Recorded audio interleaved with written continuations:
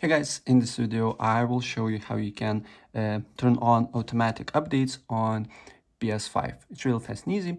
So the first step what you need to do here, you need to go on settings on the top right corner, and then you need to go on system here, and then on power saving, and then go on features available in rest mode, and make sure these two options is toggled on, and then go back, go on system software here, and then go on system software update and settings, and make sure these options also toggled on.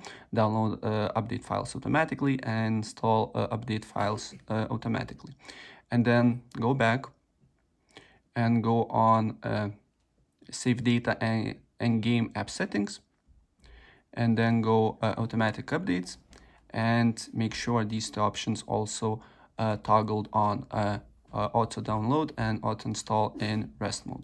Right, so guys, that's pretty much it what I wanted to show you, and if I help you out, please press like button and subscribe for more. Take care.